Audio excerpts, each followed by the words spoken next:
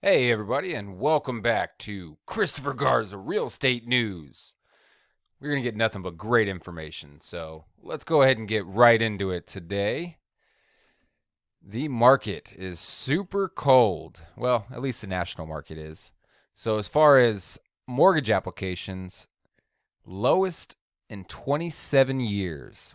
Wow. So, mortgage applications declined to the lowest level since December of 1996.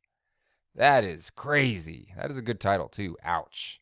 So both purchase and refinance applications fell, with the purchase index hitting 28-year low as prospective buyers remain on the sideline, due to low inventory and elevated mortgage rates. So does that affect the Seattle, Tukwila, that kind of area?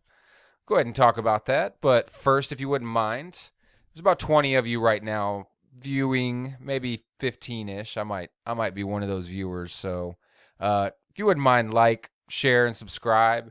Really just get out good information to people that live in certain areas. And these certain areas are Tukwila, South Seattle, West Seattle. We have Des Moines and SeaTac area. So, or as my girlfriend calls it, Des Moines. Um, New listings. So last week we actually had, for the first time, I think since October, actually, at least the first time since I've been doing this real estate channel, we had new listings beat pending. So new listings had about 120 new listings, and pending was at about 100. So normally we would have, for every home that was going on the market since October, one home was coming off the market. Or wow, for every home that was going on the market, two homes are coming off the market. And so that's interesting to see that the actual new listings were beating the pending. And another interesting thing here is that the solds are actually keeping up with the pending as well. So for a good 3 weeks there was about half the amount of solds for pending. So for some reason those deals actually weren't going all the way through. As far as the mortgage rates, last week definitely got up a little bit. This week, up a little bit more. So with the real estate market being so strong still, and with inventory being so low, not only in Tukwila and Seattle, but really nationwide, there's a super big pent up buyer demand. Now, a lot of people aren't pulling the trigger just because the interest rates supposedly being super high right now, which I guess when you compare them to the ridiculously and historically low interest rates that we were seeing, not even 2 years ago, you can call them really high, but it's not crazy high when you look at the historical, graph on how high interest rates were. So yeah, the past 10 years, super crazy high. You get a little bit further out, you see higher interest rates. But later on, you can always refinance. And I think a lot of these buyers that are out there still on the market and getting, not as much competition that they're seeing, getting a great home with, yes, a higher interest rate, but realizing that they can refinance down. So what we're seeing as far as pending goes in this area, so this is just residential, no condominiums, no boathouses. Sorry there, Larry and Chuck.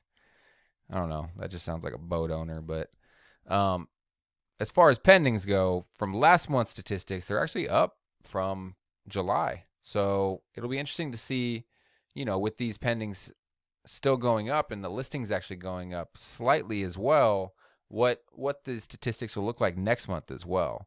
I'm definitely predicting they'll stay within the kind of the same line, but they might go up slightly as well. So we'll definitely see. Now, this is going to be a 10-year timeline here to show you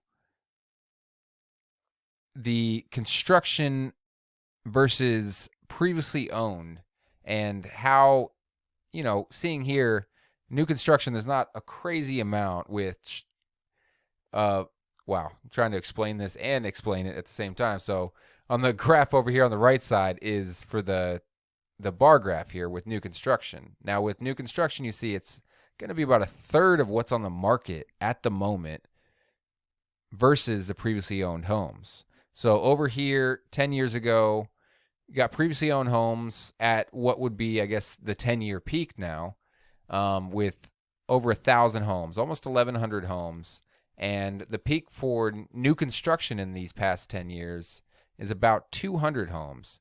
Now, right now in 2019, that was the only time that we saw about a third of the homes being new construction. So even with lower homes this year than 2019, we're seeing that we also have lower previously owned homes. So that's why a lot of these homes that we're seeing are new construction, is that they're seeing the zoning changes, and a lot of people are seeing that as a good opportunity to, get in there, take down that old house, and create multiple homes so that multiple people can actually live in a nice home. Now, if you wouldn't mind, smash that subscribe button, and I will see you guys next week. Have a good one.